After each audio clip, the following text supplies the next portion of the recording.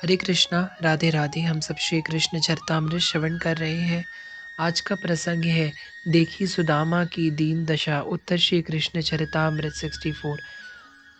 वह कमल की सुगंध, मलयागिरी चंदन की सुगंध, कुछ कुछ हिरण की नाभि से फूटी कस्तूरी। हाँ, वही सुगंध तो श्री कृष्ण के अंग से आ रही थी सुदामा को। फिर जिस अंग से लिपटे हुए थे सुदामा, वह श्री अंग तो माखन में मानो नीला रंग मिला दिया हो, ऐसा दिव्य और इतना सुकोमल। सुदामा देहातीत हो उठे थे, होंगे नहीं वो श्री अंग की दिव्य सुगंध, फिर माखन सी कोमलता। माखन से भी कोमल है मेरे मित्र के अंग तो, और मेरा देह। ऐसी भावना हृदय में आते ही एकाएक दूर हट गए थे सुदामा श्री कृष्ण से। मेरी हड्डियां, मेरा यह लकड़ी सा कठोर देह और मेरे सखा का श्रीअंग, यह विचार मन में आते ही दूर हट गए थे सुदामा। क्या हुआ? श्री कृष्ण अपने बाहों को फैलाए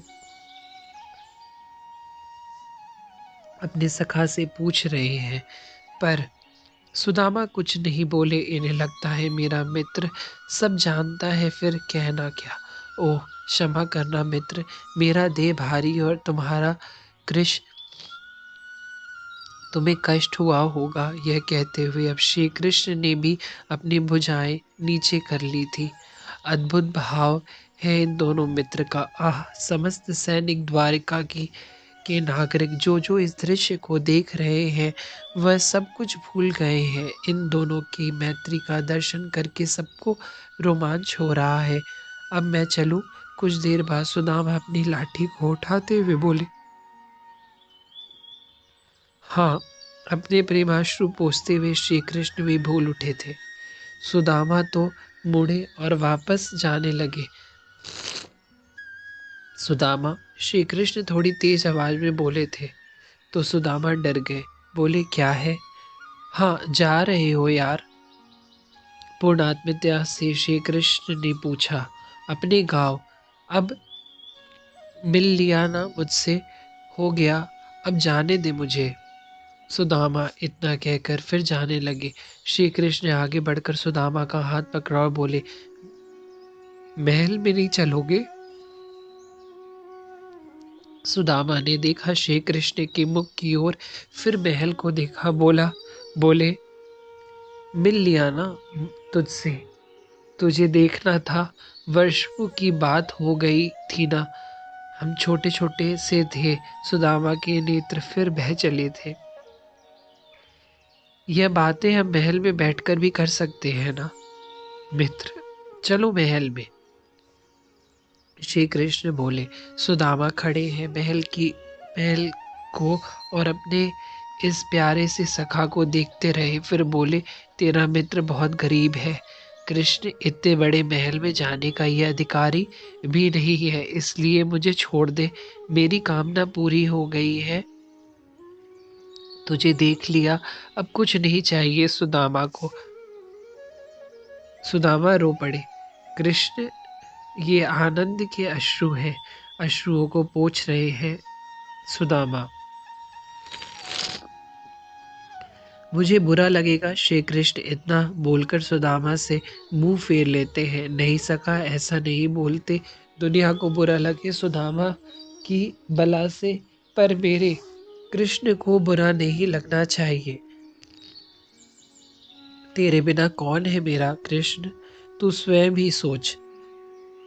तो चलो महल में। श्री कृष्ण ने फिर सुदामा का हाथ पकड़ा और अपने सखा को लेकर चल दिए थे महल की ओर। सुदामा गदगद है अपने आनंद का, उनके आनंद का आज ठिकाना नहीं है।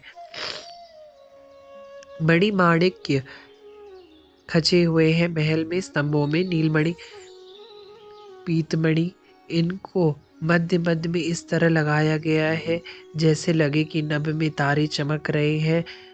द्वार है तो काष्ठ के, पर उनमें पत्र चढ़ाया है स्वर्ण का, और उनमें जड़े भी तो मोती और हीरे हैं।